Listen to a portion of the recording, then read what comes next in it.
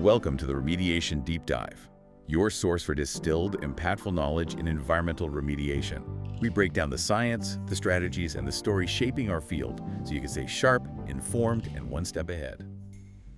Hello and welcome. I'm Max Flux. And I'm Sandy Lum. Today we're diving into a really important commentary. It's titled Pandora's PFAS Box: Life Cycle Exposure Considerations of Treatment Options for PFAS in Groundwater. The authors are Linda C. Hall, John T. Wilson, and Jeremy G.A. Birnstingl. And our mission today really is to unpack this central idea that in situ treatment, specifically using colloidal activated carbon injection, it's argued here to be a proven and frankly superior method compared to pump and treat. Right. Why? Well, because it's effective, and this is key, it generates no actual PFAS waste stream. So let's get into why that's such a big deal. PFAS contamination, I mean, it's still a massive concern, isn't it? Oh, absolutely. And this deep dive really highlights that, long-term exposure to certain PFAS compounds, even at the levels we see in the environment, it's linked to some serious health problems. Yeah. And what's quite significant recently is the classification by the International Agency for Research on Cancer. They've tagged PFOA as carcinogenic to humans and PFOS as possibly carcinogenic to humans. So this isn't theoretical. No, not at all. It has direct health implications. Yeah. So, okay, the goal of any remediation is obviously to get those PFAS levels down, protect public health. But here's where this commentary adds a really critical layer, I think. It points out that many, traditional strategies, they might look good on paper for the immediate site, but they often overlook the potential for human exposure across the entire life cycle of the technology itself. What exactly do we mean by life cycle here? Well, it's everything. It's the whole process, right? We're talking waste management. So handling contaminated materials, transporting them, disposing of them, maybe regenerating filters, or trying to destroy the PFAS. Okay. And the authors show pretty meticulously how these steps can maybe inadvertently lead to new PFAS releases. So what we think of as a solution might just be, moving the problem somewhere else. Shifting it around. Exactly. They look closely at 4 technologies that are actually used in the field. 3 of them, granular activated carbon, which we often call GAC, ion exchange resin, or IX, and foam fractionation, FF.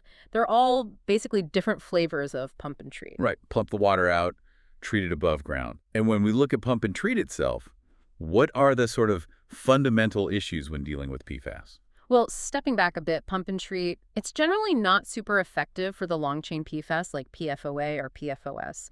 And the reason is these compounds sorb, they stick really strongly to the aquifer solids, much more than other contaminants we deal with. How much more strongly? Get this. PFOS sorbs about 20 times more strongly than something like TCE, trichloroethane. So what that means is you have to pump a lot more water for a lot longer. We could be talking decades. Decades. Wow. Decades to get the levels down, because all that PFAS stuck to the soil acts like this continuous reservoir. It just keeps bleeding back into the groundwater. That's a powerful image, this hidden reservoir just sitting there, recontaminating. And then beyond just getting it out of the ground, there's the waste itself that these systems generate. If we take GAC, the activated carbon, as an example, once it's spent, it's full of PFAS. Yeah. What happens then? Usually incineration, landfilling, maybe regeneration. That's right. But here's the problem highlighted in the commentary. These processes can actually release gas phase PFAS into the air, especially if the incineration temperatures aren't consistently high enough. Or you end up with ash that, still contains PFAS. So we're not really destroying it, are we? It feels like we're just changing its form or location. That's the core question, isn't it? Are we just moving the problem? Think about landfill leachate, the liquid that seeps out. If it comes from spent GAC or ash, it often contains PFAS. And where does that leachate usually go? Often to wastewater treatment plants. But here's another catch. Conventional wastewater treatment, it doesn't really degrade PFAS or even reliably remove it. So guess what? Those compounds often end up right back in the environment. Oh, boy. And you see similar issues with the other pump and treat variations. IX resins, they create these super concentrated PFAS brines that then need, you guessed it, incineration or landfilling. Foam fractionation can even release airborne PFAS right near the treatment system itself. Okay, so if these common solutions, these fixes, can actually create new ways for people to be exposed, what's the alternative presented here? So the 4th technology they focus on is in situ remediation, using colloidal activated carbon, or CAC. This is fundamentally different. Instead of pumping water out, you inject this CAC directly into the aquifer, into the contaminated zone. Inject it right where the problem is. Exactly.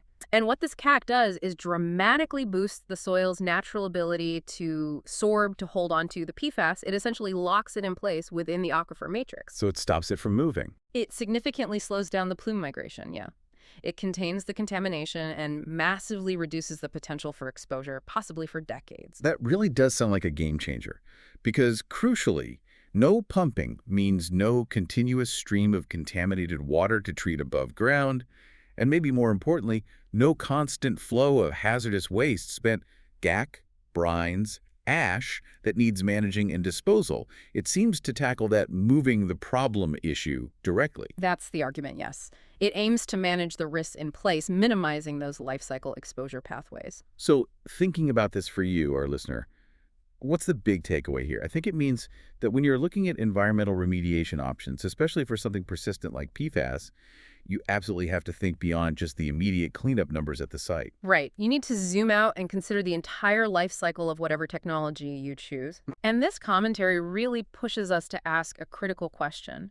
You know, as PFAS cleanup efforts ramp up, which they are significantly, how do we make sure the solutions we pick actually provide long-term protection for human health? How do we avoid just, shifting the contamination burden or accidentally creating new risks later on? It's a vital question. And you could extend that thinking, couldn't you? Imagine applying similar, really thorough life cycle assessments to other environmental challenges we face, making sure we're not just solving one problem by inadvertently creating another one down the road. That's a really important perspective to maintain. Indeed. Well, that's all the time we have for this deep dive. We certainly hope this has given you some valuable insights into the very complex and evolving world of PFAS remediation.